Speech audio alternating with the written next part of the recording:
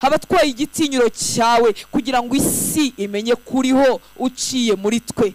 Ngaho rero mwami twuzure bya utanse ntawe byakiza, twuzure n'ibyakiza bene wacu, twuzure nanjye ubwanjye ntibyankiza, twuzure Uwiteka Mana Nyiringabo, maze dutware ibyawe isi imenye ko uriho. Aho ugeze ngo iz'ibyaha zicikagurike, aho ugeze uburwayi buhunge, aho ugeze uburiganya bwa Satani bukurweho, aho ugeze guhetama birangire, aho ugeze ubuzima bwawe buze, aho ugeze icyaha gicikagurike, aho ugeze iminyururu ya kera icikagurike, aho ugeze hatari ubuzima buze, aho ugeze hatari ibyiringiro bihaze. Uko ni kuri nyaguhora ku ngoma, uko kubaho kwawe niko duhamagaye mu buzima bwabo duhurira kuri iki gicaniro. Reka wari uhetamye yumva ijwi ryawe yeme, reka wari urwaye yakire gukira, wari uboshywe n'ibyo yanga ariko akabyisangamo yakire kubohoka mu izina rya Yesu. Ingoyi z'umwanzi zicikagurike, ibyaha bimaze imyaka bishoye imizi miremire birandurwe kubwo kubaho kwawe nyaguhora ku ngoma.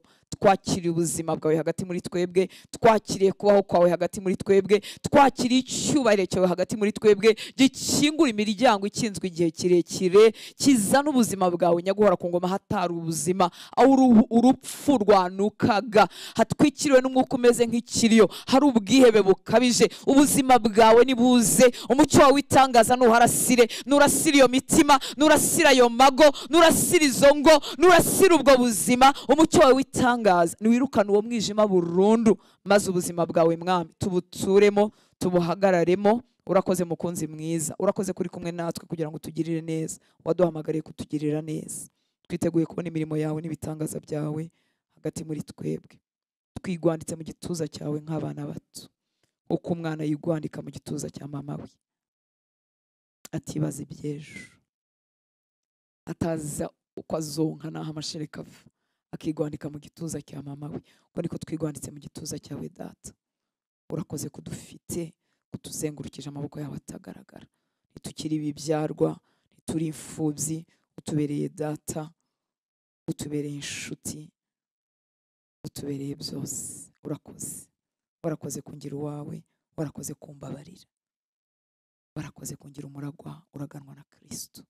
Ndifuza kuguhesha icyubahiro mu myaka yose untije. Gihumeka mwami w'abami, ubuzima bwangira bitagira umumaro byambamo ubimaremo kubw'imbabazi zawe, umugisha abana bawe bitanze kugira ngo basenge, umugisha abana bawe duhura kuri kino gicaniro Uwiteka Mana Nyiringabo, twese dushakisha mu maso hawe. Usubize gusenga kose buri muhungu wawe na buri mukobwa wawe yazamukanye imbere yawe, maze utubere igisubizo. Urakoze, mu izina rya Yesu dusenze, amen. Haleluya. Mwiriwe neza, muri amahoro. Yesu aguha umugisha, wakoze kwitanga gusenga, umwami asubize gusenga kwawe. Reka nsome amagambo y'Imana, nibishobokera ko nyasoma vuba hanyuma n'ubundi dusenge. Haleluya. Twari turimo kuvuga muri iyi minsi yacu umwami aduhamagara ngo twicare ku birenge bye. Ya minsi yacu yitwa hamwe n'umwami. Turakomeje gusenga uko umwami Imana dushoboje, tumwinginga ngo duhe imbaraga n'ubuntu bwo gusenga. Uzajya ubisaba buri munsi, usaba ubuntu bwo kubibasha, usabe n'imbaraga zo kwitanga kugira ngo usenge. Umwami ari kumwe natwe kugira ngo atugirire neza. Turimo turaganira tuvuga ku gitinyiro cy'Uwiteka.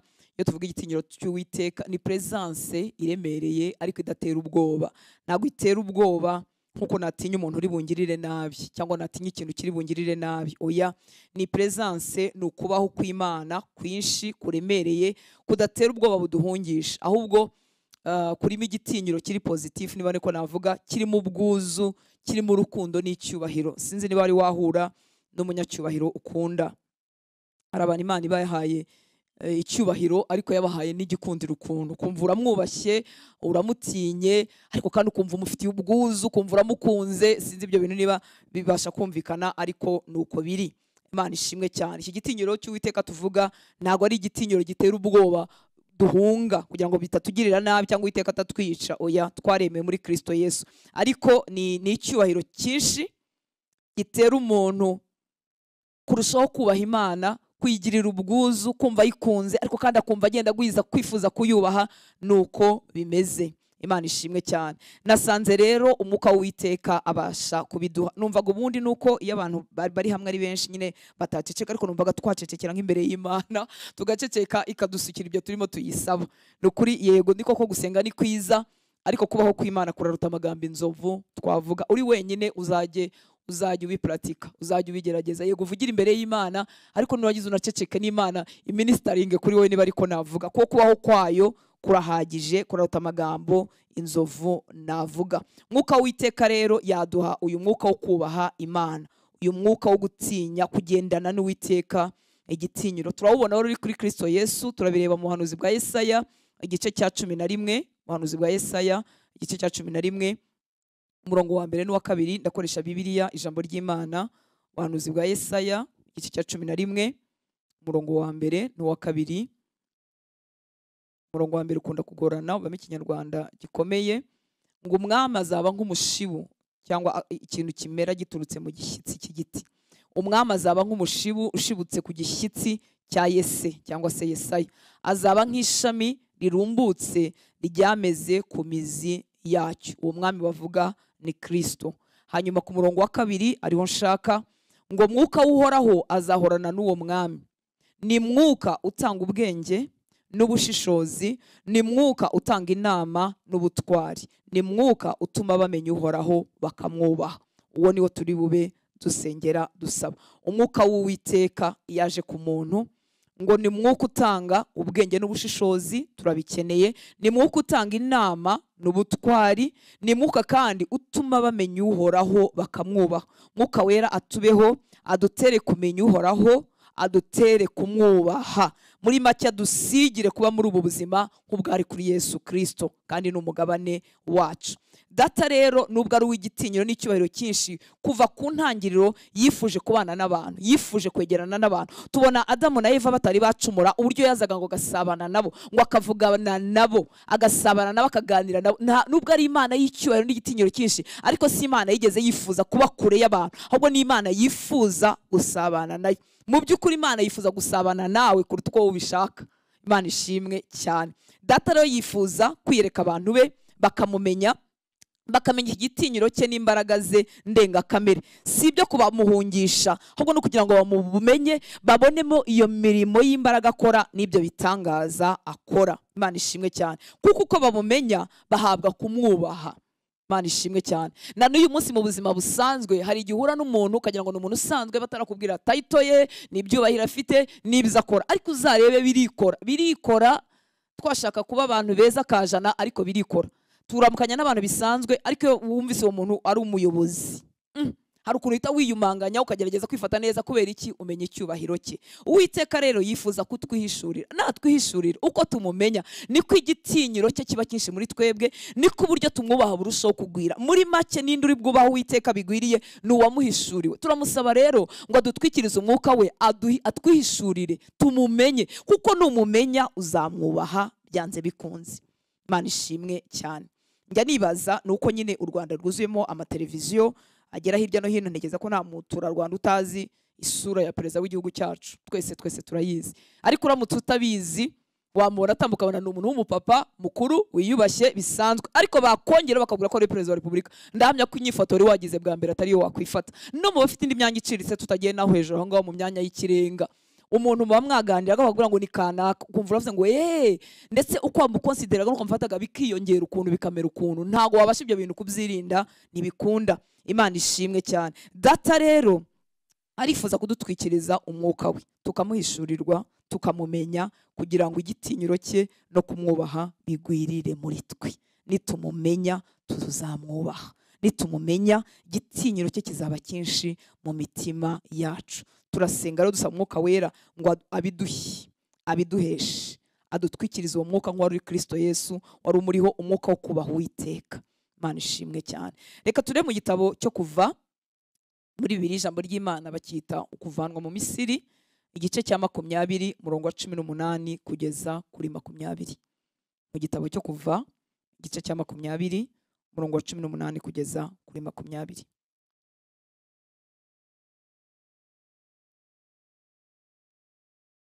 data utwihishurire. Kuri 18 haravuga ngo abantu bose bumvise inkuba zikubita n'ihembe rivuga, babonye n'imirabyo n'umusozi ucumbeka, bahagara kure baradagadwa. Mbese yari presence y'Imana iremereye, cyari icyubahiro cyinshi. Murabona ukungu kuba bitwandikiye bagerageje nyine kubivuga mu mvugo y'abantu, ariko sesi yuko atari uko byari bimeze, uku ni ukugereranya. Ngo abantu bose bumvise inkuba zikubita n'ihembe rivuga, twambwira ngo ihembe ryavuzwaga nandi, riba ryaravuzwaga n'abamarayika, ngo babonye n'imirabyo n'umusozi ucumbeka, bahagarara kure badagadwa, bumva ubwoba bwinshi. Ngo babwira Musa bati, uba ari wowe utubwira niho twumva, ariko Imana yo ye kutuvugisha tudapfa. Muri make byari urusaku ruremereye, icyubahiro cyinshi. Baravuga ati ibi bintu ntabwo twabasha kubyumva, Musa we genda ubyumve ugaruka utubwire. Umva rero Musa ubusobanuro yabahaye. Ngo Musa arababwira ku murongo wa 20 ati mwitinya, Imana yaje kubagerageza kugira ngo mujye mutinya gukora icyaha. Muri make Imana yari ije kubereka icyubahiro cyayo, igitinyiro cyayo kiremere, itari kugira ngo bikange bapfe, ahubwo kugira ngo ibyo babonye bibatere kumenya ko iyo Mana itandukanye n'ibigirwamana, itandukanye n'ibyo baramije, itandukanye n'ibyo bizeye, itandukanye n'indi mirimo yose, bibatere gutinya icyaha. Haleluya. Turinginga Imana ngo mu misengere yawe n'iyanjye itwuzuza ubu buzima, kubaho kw'Imana kuza hondi, kubaho kw'Imana kuze mu mutima wawe, kubaho kw'Imana kuza aho upfukamye uri wenyine, kubaho kw'Imana kuza aho musengana n'abandi, kubaho kw'Imana kugaruke mu masengesho yacu, kugaruke mu nsengero zacu, kugaruke dupfukamye imbere y'ibitanda byacu turi twenyine, kubaho kw'Imana kugaruke kugira ngo bidutere kuyubaha, kutayigereranya n'ikindi kintu icyo ari cyo cyose. Data dusukire ubu buntu, iki cyubahiro cye kigaruke mu nsengero zacu. Imana ishimwe cyane. Imana yatugize ubwoko bw'umwihariko kugira ngo idukorere ibi. Yari ibakuye mu Misiri kugira ngo ibakorere ibi. Imana ishimwe cyane. Haleluya. Kuko ntago nakwamamaza ishimwe ryayo sinavuga imirimo ihambaye Imana yakoze itarayinyeretse. Nabanyivuga ibihuha kandi nabivuga igihe gitoya nabirambirwa, ariko nitwereka iki gitinyiro tuzayivuga, tuzavuga amashimwe n'imirimo itangaza Uwiteka yakoze. Ibi nibyo data ashakira abamwubaha bose n'abamushaka bose. Turi ubwoko Imana yashyize ku ruhande kugira ngo itwerekaniremo imirimo yayo. Haleluya. Hanyuma tuyibwire abatayizi. Mu rwandiko rwa mbere rwa Petero igice cya 2 murongo wa 9 kugeza ku murongo wa 10, ni imirongo akenshi abakunzi ba Bibiliya bazi, ariko ndifuza ko twumva nanone kano kantu. Urwandiko rwa mbere rwa Petero 2:9 kugeza ku 10. Mukundwa, iminsi yo gusenga ni iminsi myiza, ni iminsi yo guhamagara ibidashobokera abana b'abantu, ni iminsi yo kwambaza Imana ishobora byose. Imana ishobora byose. Iyo ndimo gutekereza ku Imana ishobora byose, iteka igisubizo marayika yahaye Mariya gikunda kungarukamo. Mariya yaramubajije ngo ese ibyo byashoboka biti, kandi vraiment nuko ubu twamaze kubisoma inshuro nyinshi tukabitangira tukiri batoya, tukumva byagiye mu mutwe, tumva ni ikintu cyoroshye, ariko ikibazo Mariya yarafite cyari ikibazo gikomeye. Yarabajije ngo ibyo bishoboka biti ko ntarabonana n'umugabo, natwita gute, ni ibintu bitarabaho. Uyu munsi hari iterambere, ariko nubwo hakiri iterambere bisaba ko babona intanga y'umugabo bakayihuza n'iy'umugore. Hanyuma marayika yaraje kumubwira ibintu bidakwirwa mu bwenge. Mariya aramubwira ngo ibyo se bizashoboka bite ko ntarabona n'umugabo. Aramubwira ngo umwuka w'isumba byose azagutwikira. Haleluya. Ibyo rero bintera kumenya neza ko ibidashoboka, iyo umwuka w'isumba byose yahatwikiriye, bihinduke bishoboka. Iminsi yo gusenga rero ni iminsi yo kwegera iyo Mana ishobora byose, idutwikiriza umwuka wayo, ibyari bipfuye bikagarukamo ubuzima, ibitari biriho bikabaho. Imana ihamagara ikuye mu busa, ikatwemera ko tuyambaza tukayegera. Usengana uwo mutima, usengana uko kwiyumvira, usengana uko kwibwira. Imana ishimwe cyane. Turi ubwoko rero yashyize ku ruhande kugira ngo itugaragarizeho imirimo yayo. Mu rwandiko rwa mbere rwa Petero 2:9 kugeza ku 10, ngo ariko mwebweho, muri Bibiliya yera, ariko mwebweho muri ubwoko bwatoranijwe, abatambyi b'ubwami, ishyanga ryera, n'abantu Imana yaronse, kugira ngo umve icyo yaturonkeye, icyatumye dushyira ku ruhande, ni ukugira ngo twamamaze, kugira ngo mwamamaze ishimwe ry'yabahamagaye, ikabakura mu mwijima ikabageza mu mucyo wayo witangaza. kera ntimwari ubwoko ariko none muri ubwoko bw'Imana, kera ntimurakababarirwa ariko none mwarababariwe. Uku guhamagara kwahawe abakizwa, abera, abizera, ni nako kwari kwarahawe ishyanga rya Isiraheli Imana irikura muri Egiputa irihindura ubwoko bwayo. Ni nako yabwiraga Farawo ngo narekure imfura ye igende, narekure abantu be bagende, kugira ngo bajye kugira gutese, bagende baba ahantu batura Imana yabo ibitambo, bayubahe, amahanga bazengurutse azamenye Imana ya Isiraheli biciye muri Isiraheli. Uwo ni wo muhamagaro ukiri ku buzima bwa twebwe twese abizera. Muri Bibiliya ijambo ry'Imana haravuga ngo ariko mwebweho muri ubwoko bwatoranijwe n'abatambyi bakorera umwami Imana n'abantu baziranenge. Abizera twese ubundi turaba ngabo. Ariko mwebweho muri ubwoko bwatoranyijwe n'abatambyi bakorera umwami Imana n'abantu baziranenge n'ubwoko bwayo bw'umwihariko, ngo bityo mwamamaze ibikorwa bitangaje by'Imana yabahamagaye. Muri Bibiliya yera havuze ngo kugira ngo mwamamaze ishimwe ryabahamagaye. Ishimwe se rirakomoka he? Rirakomoka mu bikorwa bitangaje Imana ikorera muri twe. Haleluya. Ngo bityo mwamamaze ibikorwa bitangaje by'Imana yabahamagaye, ngo muve mu mwijima mugere mu mucyo wayo w'agatangaza. Kera ntimwari ubwoko ariko ubu muri ubwoko bw'Imana, kera ntimwari mwaragiriye impuhwe ariko ubu mumaze kuzigirirwa. Haleluya. Turi ubwoko bwagiriwe imbabazi, turi ubwoko bwagiriwe impuhwe. Data yadukoreye ibyo byose, adukuraho hose agamije ikintu kimwe. Nyuma y'uko ampaye agakiza akandinda gusimite mpfa, kuko nyuma yo gukizwa nari bupfe nkajya mu ijuru, icyatumye anyongera iyi minsi yo kubaho, icyatumye ayikongera, ni ukugira ngo wamamaze ibikorwa bitangaje by'Imana yaguhamagaye. Mureke twongere twizere Imana y'imbaraga, Imana ishobora byose. Twongere twifuze kubaho kwayo hagati muri twebwe, twongere twifuze guterana kudasanzwe. Wongere wifuze igihe uri imbere y'Imana kuhagirira ibihe bidasanzwe, kurenga ibimenyerewe. Ntabwo twaje mu nama z'imidugudu, ntabwo twaje mu nama za kampani, ntabwo twaje aho abantu bajya inama bigahinduka n'ibintu bisanzwe byiza bigera ku mishinga bakagira, ariko ni mu kubaho kwishobora byose. Umutima wawe wongere ukumbure iyo mirimo ikomeye y'Uwiteka, wongere kwifuza guhura n'uwaremye ijuru n'isi, agusukire kubaho kwe kuremereye, kuri tangible, gufatika, kuzana impinduka mu buzima bw'uwahuye nawe wese. Nta muntu wamurebaho ngo akomeze kumera nk'uko yari asanzwe. Umwana w'Imana yaragaragajwe kugira ngo amareho imirimo ya Satani. Ntabwo natura mu kubaho kwe rw'imirimo ya Satani mporemo, nkomeze nsikamiwe, nkomeze ndi umunyantege nke, nkomeze nduneshwa, nkomeze ndukubitwa hasi, nkomeze ndudafite ubwiza bwe. Oya, wose uwo mugabane wacu. Reka dusenge nk'uko Mose yasenze mu gitabo cyo Kubara igice cya 33, tugisome cyose.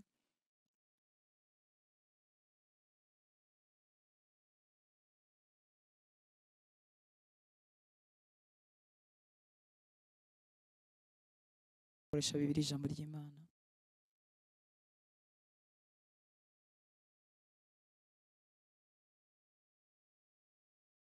Oya, no kuva, sorry, no kuva.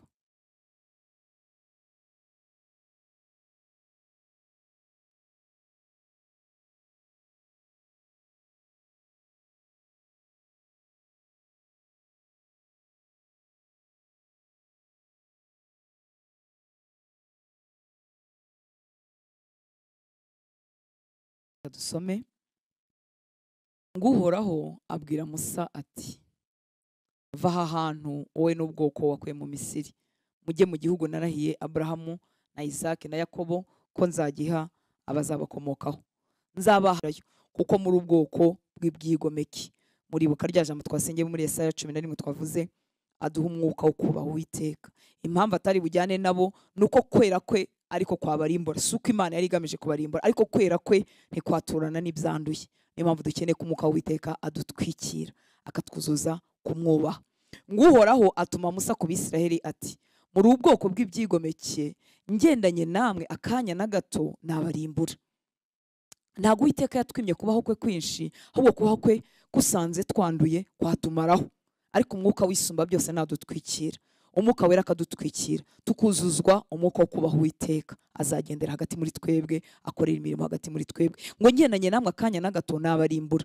None rero nimwambure iby'imirimbo byanyu, nzi uko nzabagenza. Abantu bumvise ayo magambo bamera nk'abapfushije, bareka kwambara imikufi n'impeta n'amaherena. Muri make baca bugufi barihana. Babyiyambuye bakiri mu munsi y'umusozi wa Horebu. Aho bageze Musa agashinga ihema ry'ibonaniro inyuma y'inkambi ahitaruye, yaryise ihema ry'ibonaniro. Mwumva uburyo Imana ihora yifuza kubana n'abantu. Ibi niyo yabigennye kugira ngo igumane n'ubwoko bwayo, babona aho bayisanga, babona aho baruhukira, babona aho bakirira imiruho yabo n'ibyago byabo. Aho bageze Musa agashinga ihema ry'ibonaniro inyuma y'inkambi ahitaruye, yaryise ihema ry'ibonaniro. Uyu munsi dufite Kristo, ntidukeneye irindi hema. Inzu zisanzwe naho duteranira, ariko Kristo ari muri twebwe. Ngo kuko bashakaga bose kubonana n'Uhoraho, basohokaga mu nkambi bakajyayo. Iyo Musa yajyaga kuri iryo hema, abantu bose barahagurukaga, buri wese agahagarara ku muryango w'ihema rye, akitegereza Musa kugeza igihe yinjiriye mu ihema ry'ibonaniro. Musa yamara kuryinjiramo, ya nkingi y'igicu ikamanuka igahagarara ku muryango waryo, Uhoraho akavugana nawe. Iyo abantu babonaga icyo cyubahiro, byumve, iyo babonaga icyo cyubahiro cy'Uwiteka, iyo abantu babonaga iyo nkingi y'igicu ihagaze ku muryango w'ihema, buri wese yikubitaga hasi akaramya Uhoraho imbere y'ihema rye. Umva impamvu twifuza ko icyubahiro cy'Uwiteka kiba hagati muri twebwe. Nuko bitera abantu kumwubaha, bitera abantu kutamugereranya n'ikindi kintu icyo ari cyo cyose, bitera abantu guca bugufi. Data twumve, data twuzure. Haleluya. Uhoraho yavuganaga na Musa nk'uko umuntu avugana n'inshuti ye. Hanyuma Musa agasubira mu nkambi, ariko umwungiriza we Yozuwe mwene Nuni akaguma muri iryo hema. Musa abwira Uhoraho, uko dukwiriye gusenga. Musa abwira Uhoraho ati, ni wowe ubwawe wantegetse kujyana ubu bwoko, ariko wa mumarayika uzatuyobora ntabwo muzi. Wambwiye ko unzi neza kandi ko ngutonnyeho. None rero niba ngutonnyeho koko, menyesha icyo ushaka ndusheho kukumenya. Muri aya masengesho yacu wifuze kumva ijwi ry'Imana rivugana nawe, wifuze ko amagambo y'Imana guhindukira mazima, atari inyuguti, atari ipapuro. Twifuze kumva ijwi ry'Imana ritumenyesha icyo idushakaho, kuko ubutoni bwo turabufite kubera Kristo. Turatonye mu maso y'Imana kubera Kristo. Niba Musa yarahawe ibi atarabonye n'umunsi wa Yesu, nk'uko Yesu yavuze ngo abahanuzi ba mbere bifuje kubona umunsi we ntibabibona, niba Musa atarabonye n'umunsi wa Kristo, twebwe tukaba twarawubonye, dutonye mu maso y'Imana kurushaho. Ngo none rero niba ngutonnyeho koko, menyesha icyo ushaka ndushaho kukumenya. Umva icyo ashaka, umenyesha icyo ushaka kintere kurushaho kukumenya, ngo bityo nkomeze kugutonaho. Kandi wibuke ko aba bantu babagize ubwoko bwawe. Uhoraho aramusubiza ati, humura, nziyizira ubwanjye. Mwumvise ko ajya hashakwa, nziyizira ubwanjye. Yarategereje ko iki cyifuzo kivuka mu mutima wa Mose, hanyuma nawe akamubwira ati, ngewe ubwanjye nziyizira. Uhoraho aramusubiza ati, humura, nziyizira ubwanjye. Musa arongera ati, nutiyizira ubwawe ntuzatuvane hano. Imana idukize kumenyera ibyayo, iduha inyota nk'iyari mu mutima wa Mose. Ngo kuko tutajyanye ntitwaba dutandukanye n'andi mahanga yose, nta nubwo yamenya ko njye n'ubwoko bwawe twagutonnyeho. Muri make ntibakwifuza kukuyoboka kuko batakubonye muri twebwe ngo tube ubwoko bufite itandukaniro. Ngo Uhoraho aramusubiza ati, ibyo usabye nabyo nzabikora, kuko wantonnyeho kandi nkaba nkuzi neza. Noneho Musa aravuga ati, nyiyereka nkubone mu ikuzo ryawe, cya cyubahiro, cya gitinyiro, ya presence intangible, kwa kubaho kuremereye. Mutima wawe kunyoterwe, mutima wanjye kunyoterwe, ubyifuze. Nyiyereka nkubone mu ikuzo ryawe. Uhoraho aramusubiza ati, nzakwereka ineza yanjye yose, mvugire n'imbere yawe izina ryanjye. Nduhoraho kandi ngirira ubuntu n'impuhwe wanshatse. Haleluya. Mbega umutima ufite inyota, umutima wose ufite inyota, Imana irawuhaza. Iki cyifuzo Mose atageza kukizana imbere y'Imana, ntabwo Imana yari kumusubiza gutyo. Nyiyereka nkubone mu ikuzo ryawe. Data, twiyereke muri iyi minsi yo gusenga, tukubone mu ikuzo ryawe, tubone icyubahiro cyawe hagati muri twebwe, igitinyiro cyawe kitugotse, duterwe kukubona, bidutere kurushaho kukubaha no kugucira bugufi. Tuba ubwoko bwubaraye nk'uko iyo bakubonaga bubararaga, bose bakagucira bugufi. Ubwoko bwari bufite, bwari ubwoko butagonda ijosi, bukagucira bugufi ku bw'icyubahiro cyawe. Natwe tugenze utyo Mwami, tugirira ubwo buntu. haleluya. Uhoraho aramusubiza ati mu busabane bwimbitse na data nagira ngo ngumenyeshe ko twese tubyemerewe kubw'icyo Yesu yakoze ku musaraba. Maraso ye yakuyeho umworera wantandukanyaga na data. Iyo data ndebye ambonaho amaraso akanyemera. Haba ari ibyaha byanjye 1, 2, 3 abona Yesu muri njye. Mwuka w'Isumba byose udutwikire, mwuka wo kubaho Uwiteka udutwikire. Ariko ntushobora kumbona mu maso kuko umuntu ahabonye yapfa.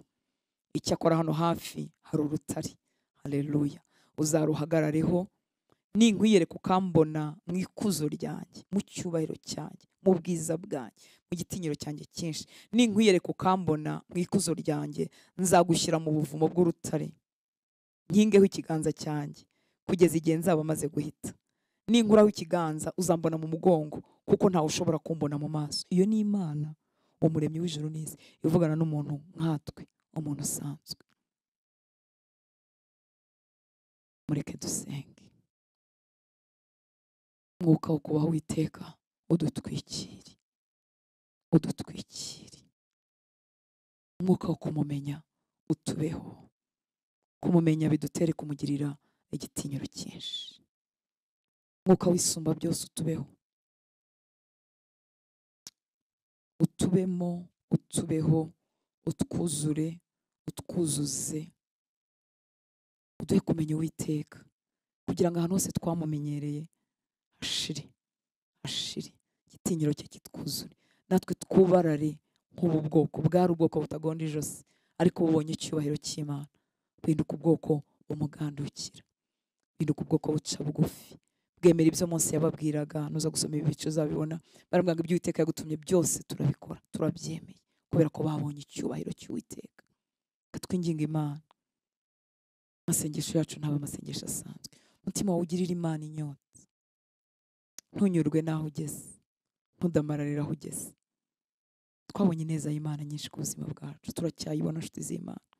Turamubona twegura, turamubona tubyutsa, turamubona duha imbaraga mu rugendo, turamubona turengera, turamubona bohora ababoshye, turamubona buri munsi. Ariko turifuza kwigirana imbere nawe, turifuza ubuzima, iyi intimite y'igitangaza, ubu busabane bw'igitangaza, cy'igitinyiro cyinshi, cy'icyubahiro cyinshi. Uwiteka nibyo ashaka kuva mu isezerano rya kera kugeza muri iki. Yesu yabwiraga abigishwa be ko nibagenda, nko muri Mariko kiriya gice giheruka cya 16, ababwira ko nibagenda azabaherekeza. Ijambo bazaba barimo kwigisha azariherekeresha kubaho kwe, gukora ibitangaza n'ibimenyetso. Batsinda imirimo y'umwanzi, bakandagira inzoka na sikorupiyo. Niba ngo ikintu cyica ntagire icyo kibatwara. Muri make bazagenda baherekejwe n'icyubahiro cy'Imana cyinshi no kubaho kw'Imana kwinshi. Twarabibonye mu byakozwe n'intumwa, turabibona muri biriya bitabo byose ry'itorero bya nyuma y'uko Yesu asubiye mu ijuru. Niwo mugabane wacu. Umugabane wacu si ubuhenebere, umugabane wacu si umwuma, umugabane wacu si ubuzima butazi icyo data ashaka, umugabane wacu si ukunanirwa, umugabane wacu si ugutsikamirwa n'ibyaha. Si wo mugabane wacu. Umugabane wacu ni ukuba abahamya, bahamya Kristo. Ntabwo ari abavuga ubuhamya, abavuga ubuhamya bavugisha umunwa. Abahamya ni ababiviva, niyo lifestyle y'imbaraga, lifestyle yo guhamya Yesu, lifestyle yo kumugaragaza, ubuzima bumugaragaza, ubuzima bwuzuye imbaraga, ubuzima bushize amanga. Ntibari bafite ubwoba bwo gukubitwa, ntibari bafite ubwoba bwo gufungwa, ariko nta nubwo bajunjamaga imbere yo kwigaragambya kwa Satani. Babaga buzuye imbaraga, ibitangaza n'ibimenyetso. Ahantu hose barahatambutse, muri gereza, mu nkoni, mu byago, mu makuba, no mu kuganza, no mu cyubahiro cyinshi. Igitoro ryatatanaga, intumwa ntabwo zigeze ziva i Yerusalemu kuko zari zigoswe n'icyubahiro cyinshi. Icyubahiro cy'ubumana cyari kuri bo. Ngo hageze igihe abaturage ba Yerusalemu hafi bose bahindukirira uwo mwami. Nyamara bamwe barahindukira, bamwe bicwa, abandi batatana, ariko imbaraga z'agakiza zuzuye, abantu bakizwa, badakizwa bizejwe ibyiza, bakizwa babwiye uwo mwami biteguye gupfa ariko bagakizwa kuko icyubahiro cy'Imana cyari kumwe nabo, kubaho kw'Imana kwari kumwe nabo. Mureke imitima yacu binyoterwe. Abari ibyo bidutera kwikubita imbere y'Imana, abari ibyo bidutera kuzindukira imbere y'Imana, abari ibyo bidutera kwigomwa ibyo twigomwa byose, ibyo kurya n'ibindi twakwigomwa n'ibindi dushoboye. Kandi aya ngaya y'amasengesho yo kwatsa umuriro mu mutima wawe kugira ngo ukomerezeho, ntabwo ari kugira ngo usoze, no kugira ngo ukomerezeho. Ubundi umuntu yasenze neza ahita yifuza kongera gusenga, atari ukwica imibiri yacu ariko kwifuza, tukuramo kwifuza kongera kwihererana n'umwami, tugakurwayo n'inshingano ko biri ngombwa ko tuzijyamo, ariko umutima wawe ugakumbura kwihererana n'Imana, ugakumbura kuzindukira imbere yayo, ugakumbura kumva amagambo ye. Twongere tumusabe, duhuze umutima ndabinginze muri aka kanya gatoya. Twongere tumusabe adutwikirize uyu mwuka wari uri kuri Yesu, umwuka wo kubaha Uwiteka, umwuka wo kumvira Uwiteka, umwuka wo kumenya Uwiteka. Data, turi iteraniro ry'abahungu bawe n'abakobwa bawe, turi babandi waguze amaraso y'igiciro cyinshi, turi babandi wahinduye ubwoko waronse, abantu washyize ku ruhande kugira ngo bamamaze ishimwe ryawe, kugira ngo bagaragaze imirimo yawe iteye ubwoba. Ni twebwe tugarutse imbere yawe tukwambaza muri uyu mugoroba, ni twebwe tugarutse imbere yawe tuguhamagara muri uyu mugoroba, ni twebwe tugarutse duciye bugufi nyaguhora ku ngoma, tugusukira imitima yacu, tugusukira ubuzima bwacu, ngo twuzuze umwuka wo kukumenya, uyu mwuka wo kumenya Uwiteka warutwikiriye Kristo, uyu mwuka wo kukubaha utwuzuze, uwuzuza abo turi kumwe, uwuzuza aho turi nyaguhora ku ngoma, uwuzuza abitorero. Ntitwabyihesha, twakomeza kuba ubwoko butagonda ijosi, twakomeza kuba ubwoko bukumenyera, twakomeza kuba ubwoko bumeze nk'uko busanzwe, ariko udutwikiriza umwuka wawe wera, udutwikiriza umwuka wawe wera, umwuka wo kumenya Uwiteka, umwuka wo kukubaha. Ngwino ugwire hagati muri twebwe, ngwino utwikire ubuzima bwanjye, ngwino wuzure umutima wanjye, ngwino wuzure umutima w'abavandimwe turi kumwe, ngwino wuzure mu mazu yacu, ngwino wuzure mu itorero ry'u Rwanda, ngwino wuzure mu bakwambaza bose, umwuka wo kumenya Uwiteka no kumwubaha, kugira ngo mwami waba tutagendana nawe tudafite igitinyiro cyawe, maze utwuzuze igitinyiro cyawe, utwuzuze kubaho kwawe nyaguhora ku ngoma. Turashaka amateraniro urimo, turashaka amasengesho tukumvamo, turashaka kukubona mwami w'abami, turenze ibimenyerewe. Suka umwuka wawe hagati muri twebwe, suka umwuka wawe hagati muri twebwe. Imitima yacu irakunyotewe, imitima yacu iguciriye bigufi, irambiwe amateraniro asanzwe, irambiwe mwami w'abami ko byamera nk'inama zisanzwe. Warasezeranye, uratubwira ngo 2 3 bateranye mu izina ryawe, ngo nawe uzaba uri hagati yabo. Mwami tuje kugusenga ngo nutagendana natwe mwami w'abami byaba bimaze iki? Kuko umugaragu wawe Mose yavuze ngo ugendane natwe nyaguhora ku ngoma, utwiyere ku Uwiteka Mana Nyiringabo, bigaragare ko turi ubwoko washyize ku ruhande kugira ngo bugaragaze icyubahiro cy'izina ryawe. Natwara iki? Wantumana iki? Najyana iki nyaguhora ku ngoma? Ndashorewe n'umwuka wawe, amagambo ntije adashorewe n'umwuka wawe, ibikorwa umpaye bidashorewe n'umwuka wawe, ubuzima bwanjye budashorewe n'umwuka wawe. Naguhamagara Uwiteka Mana Nyiringabo, turaguhamagara mwami w'abami, turaguhamagara mwami w'abami. Imitima yacu tuyizanye imbere yawe imeze nk'ibibindi biri mu busa, ngo twuzuze icyubahiro cyawe, ngo dusuke mu mwuka wawe, wongere utubatize, wongere utwuzure, wongere uduhembure, wongere udusange, wongere utwiyereke, wongere utwuzure, wongere usuke kubaho kwawe hagati muri twebwe. Mwa tuje nta kindi twishingikirijeho, nta kindi twishingikirijeho, nta kindi tuzanye, tuje nk'abambaye ubusa, twishingikirije ku cyo wakoze ku musaraba Yesu, twishingikirije kutabeshya, twishingikirije kuri inyuma y'ijambo ryawe kugira ngo urisohoze. Data wowe waduhaye Kristo, ni nawe wadusezeranyije kutwuzuza umwuka wawe wera, ngo azabana natwe, azakorera muri twebwe. Isi ntishobora kumubona ariko twebwe tuzamubona, kuko ariho natwe tuzabaho. Sohoza iryo sezerano mu buzima bw'abahungu bawe n'abakobwa bawe, tumaremo ibimubyiga, tumaremo ibimwimira, tumaremo ibimutangira, tumaremo kwiyuzura kose, ko tumutatwuzuza umwuka wawe. Ngwino uganze, ngwino uganze, suka icyubahiro cyawe hagati muri twebwe, suka igitinyiro cyawe hagati muri twebwe, suka presence yawe mu gusenga kwacu, suka kubaho kwawe aho turi, suka kubaho kwawe kwambaza ari, suka kubaho kwawe muri iyo nzu, suka kubaho kwawe muri uwo mutima, suka kubaho kwawe muri uyu mubiri, suka kubaho kwawe mwami waba, suka kubaho kwawe mwami waba. Imitima yacu irakunyotewe, umutima wanjye uragushaka, umutima wanjye uryohewe no kukubona, umutima wanjye unejejwe n'ibyo ukora, umutima wanjye wishimiye kubaho kwawe, umutima wanjye uryohewe no kukubona, amaso yanjye anejejwe no kukubona, amatwi yanjye yishimiye kukumva. Nta wundi ndangamiye, nta wundi nuburira amaso, nta wundi nshaka, ni wowe mwami wanjye, ni wowe mwami wanjye,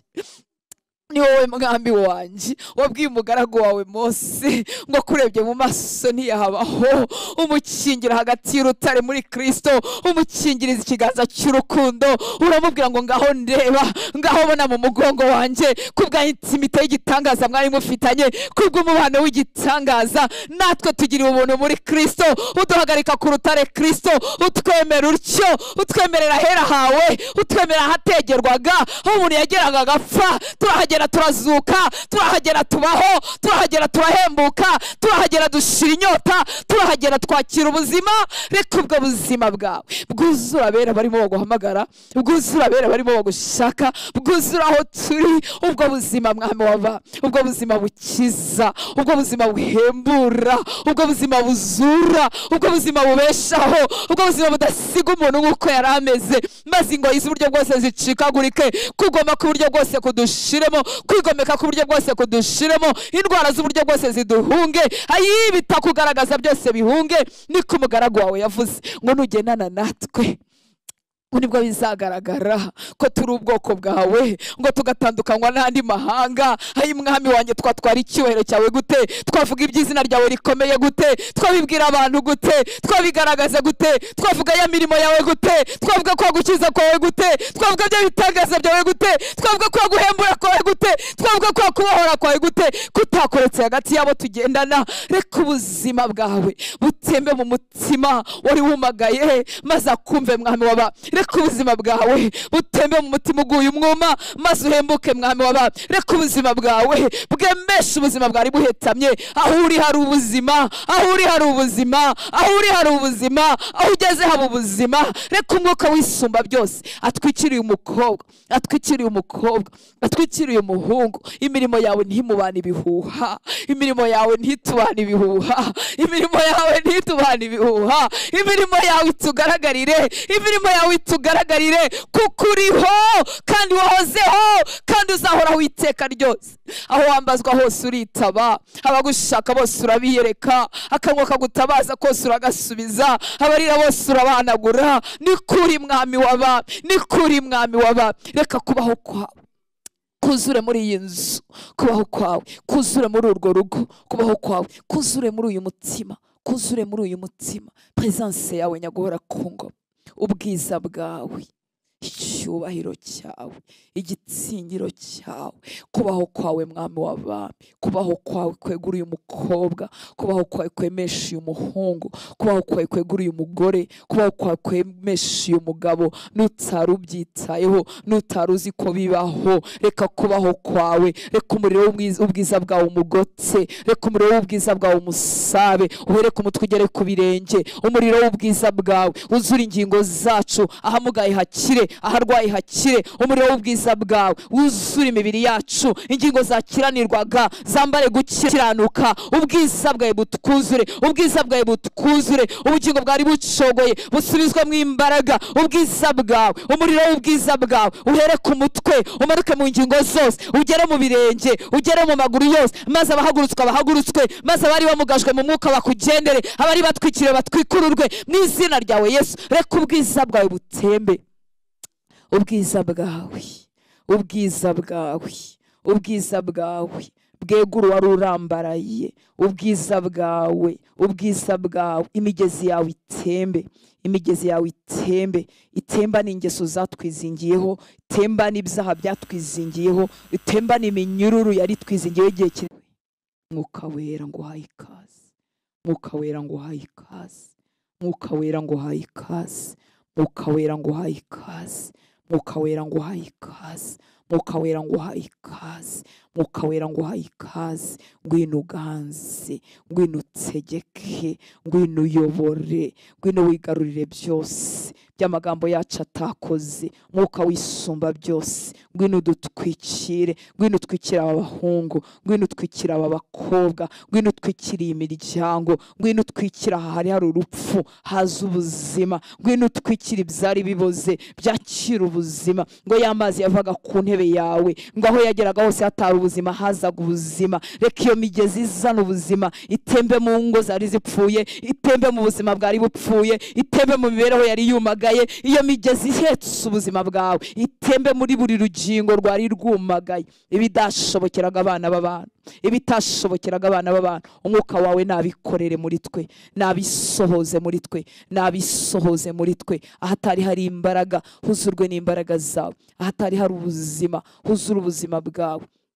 Aho icyaha cyari kiganje izo ngoyi zicikagurike. Mwuka wera tuguhaye ikaze, Mwuka wera tuguhaye ikaze. Aho imigozi yo gukiranirwa yari twizingurukirijeho nk'indodo kubisobanura bitasobanuka, imigozi yo gukiranirwa, iminyururu yo gukiranirwa icikagurike mu kubaho kwawe. Kubaho kwawe gucagagura iyo minyururu, gucagagura iyo minyururu, gucagagura ubwo buriganya, gucagagura izo ngoyi, gucagagura iyo minyururu, gucagagura ayo masheni mu izina rya Yesu. Kubaho kose, kubaho ko mu nzozi, kubaho hari maso kumenagurike mu izina rya Yesu. Kubaho kwawe, kubaho kwawe, kubaho kwawe, kubaho kwawe Mwuka wera, kubaho kwawe Mwuka wera. Ubwiza bwawe butugota impande zose, ubwiza bwawe butugota impande zose. Icyubahiro cyawe kitugenda imbere, igitinyiro cyawe kitugote. Tugaragaza ubwiza bwawe, tugaragaza icyubahiro cyawe.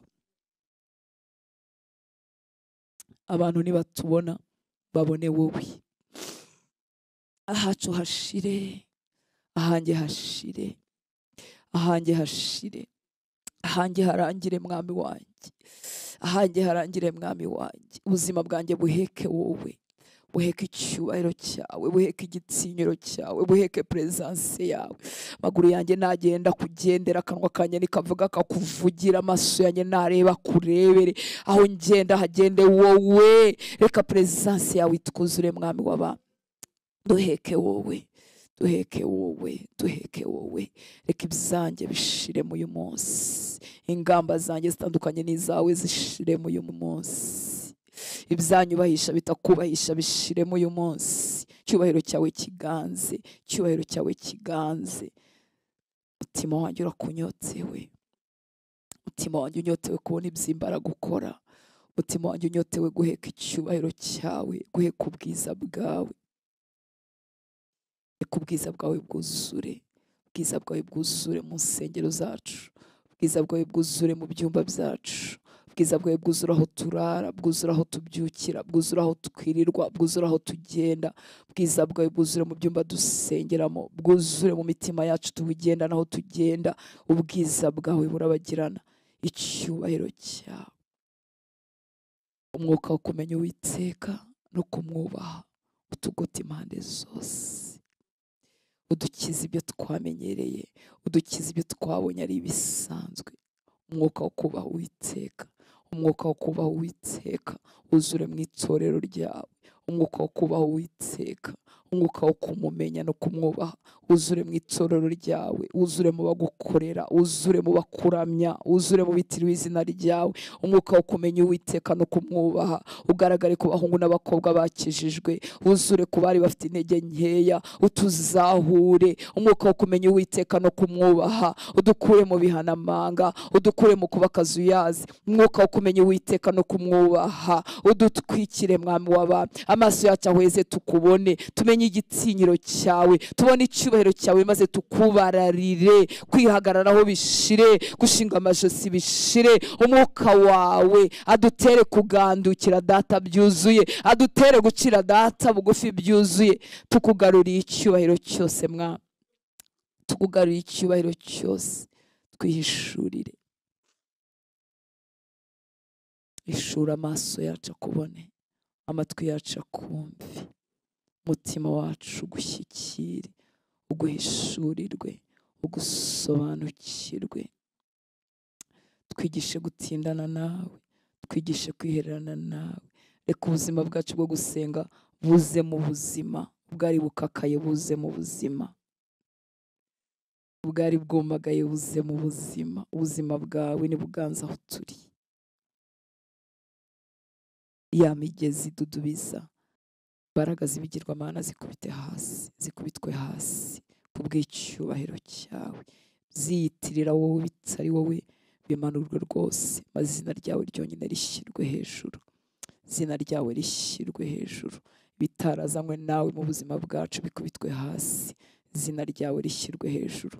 Ubuzima bwacu bukubahe, ubuzima bwacu buguhesha icyubahiro, kandi bwuzurwemo nawe. Utwuzure mwami w'abami, uzure mu mago yacu, uzure mu nzu zacu, uzure mu miryango yacu, uzure mu ngo zacu, uzure mu kirere cy'u Rwanda, uzure mu butaka bw'u Rwanda, uzure mu gihugu cyacu, uzure mu nsengero, uzure mu mashuri, uzure mu bitaro, uzure mu gisirikare, uzure muri polisi, uzure muri guverinoma, uzure muri parloma, uzure mwami w'abami, uzure mwami w'abami. Reka kubaho kwawe kuganza igihugu cyacu, kubaho kwawe gutwikira ikirere cy'u Rwanda, gutwikira ubutaka bw'u Rwanda, kubaho kwawe kuvuguruza ibigirwamana, kuvuguruza ibyiyitaga Imana, kubaho kwawe kuganze. Cyubahiro cyawe kiremerere kano karere, cyubahiro cyawe kiremerere mu gihugu cyacu, cyubahiro cyawe kigaruke mu nsengero zacu, cyuzure mu nsengero zacu, cyuzure aho bakwambariza hose, aho baguhamagara hose mu kuri no mu mwuka.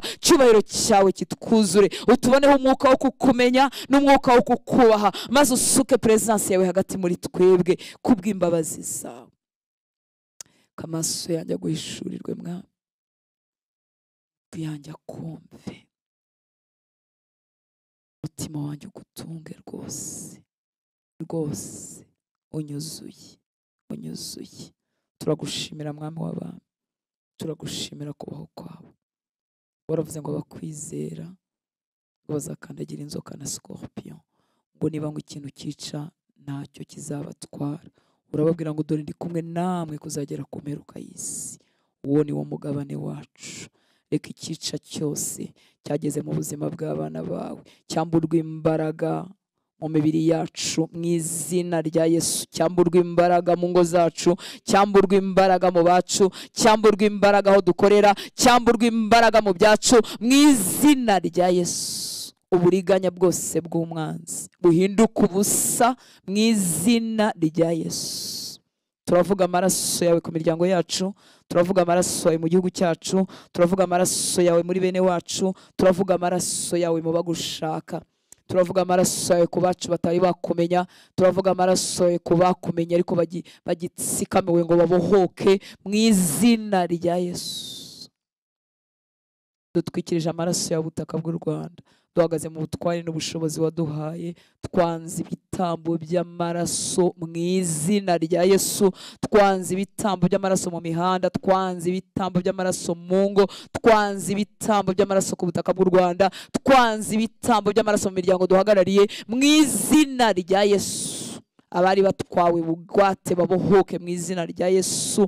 Abari batejwe indwara z'ibyorezo n'ubumuga bukabije babohoke mu izina rya Yesu. Ubuzima bwabo mwami utwikirwe n'amaraso yawe mwami. Dushingiye ku isano dufitanye nawe, amaraso yawe aratemba mu yanjye, amaraso yawe aratemba mu baba bahungu n'abakobwa bakumenye. Dushingiye kuri iyo sano dufitanye nawe, duhagarariye imiryango yacu nyaguhora ku ngoma, duhagarariye abo duhuje isano y'amaraso, duhagarariye abo duhuje isano y'urushako.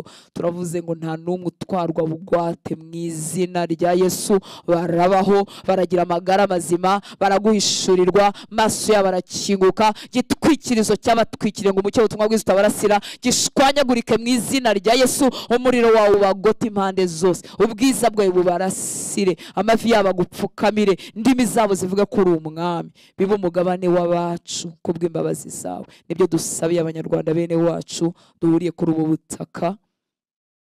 Ntagire n'umwe uba imbata ya sekibi, ntagire n'umwe unyagwa mu izina rya Yesu. Ntago banyagwa, barabaho, ntibicwa n'inzoga, ntibicwa n'impanuka, ntibicwa n'ubusambanyi, ntibicwa no kwiyahura, ntibicwa n'agahinda, barabaho mu izina rya Yesu. Ubuzima bwabo tubutwikirije amaraso yawe mwami Yesu. Turihana ibyaha byabo, turihana kugutera umugongo kwabo, duhagaze mu cyuho twinginga ngo tubabarire ibyaha twagukoreye nk'abanyarwanda, utubabarire ubusambanyi dukora ku butaka bw'u Rwanda, utubabarire ubupfumu dukora ku butaka bw'u Rwanda, utubabarire kugutera umugongo, utubabarire kukwanga, utubabarire ibikorwa byacu n'imirimo yacu byavuze ngo Uwiteka niki. Utugirire imbabazi mwami w'abami, utugirire imbabazi, utugirire imbabazi mwami. Turihana mwami, dusutse imitima yacu imbere yawe. Ni twebwe ubwacu twagucumuyeho, mu busambanyi twakoreye ku butaka bw'u Rwanda, mu businzi twakoreye ku butaka bw'u Rwanda, mu kuramya inzoga twakoreye ku butaka bw'u Rwanda, mu bupfumu n'uburozi twakoreye ku butaka bw'u Rwanda. Ni twebwe abanyarwanda twagucumuyeho, tugusabye imbabazi mwami w'abami. Ni twebwe twaciye inyuma abagabo bacu, ni twebwe twaciye inyuma abagore bacu, ni twebwe twasenye ingo z'abaturanyi, tugusabye imbabazi Uwiteka Mana Nyiringabo. Ni twebwe twarenganyije abo twarushaga amaboko,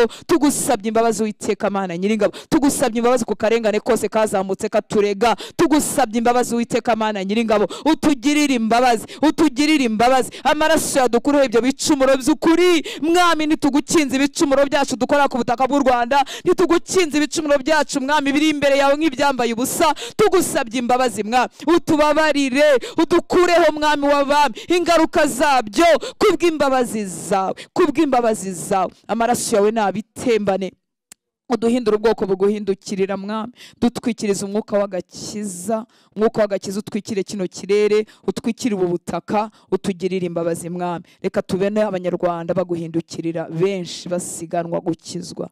Reka mwami ijwi rirangurura ritwaye ubutumwa bwiza, reka ribe rinini, ribe rigari mwami. Hagurutsa abahungu bakuvugira, hagurutsa abakobwa bakuvugira, abo haye ubutunzi bwawe nyaguhora ku ngoma. Bakuvugire mu misozi, bakuvugire mu byaro, bakuvugire mu mujyi, bakuvugire mu mashuri, bakuvugire mu masoko, bakuvugire mu maguriro. Ijwi ryawe ribe ryinshi nyaguhora ku ngoma, maze abantu baguhindukirire. Reka amavi y'abasenga nyaguhora ku ngoma ntatentebuke, abinginga babe benshi Uwiteka Mana Nyiringabo. Hagurutsa abagore baboroga, hagurutsa abagabo bakuzamurira amaboko hirya no hino muri kino gihugu.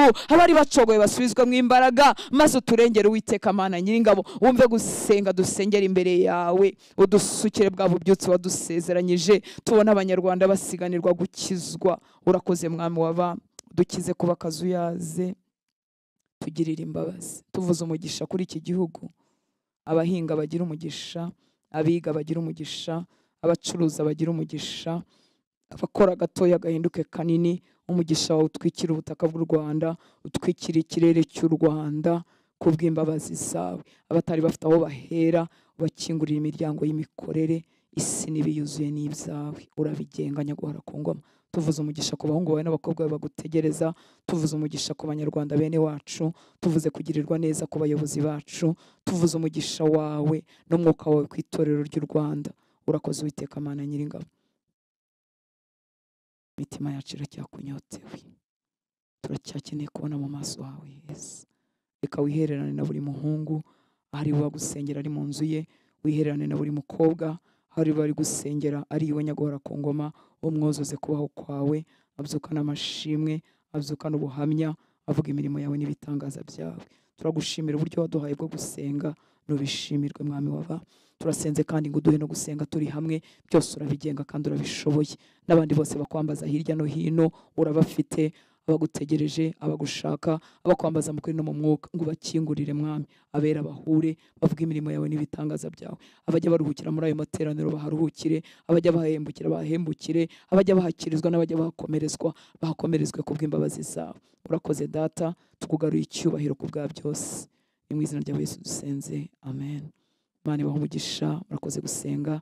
Naho muri niba turi mu gitondo saa 11 no ku mugoroba saa 12:30, ndetse tugasohoreza ku igaburo ryera. Umwami yumve gusenga kwawe, ineza ye uyibone iwawe no mu byawe. Murakoze.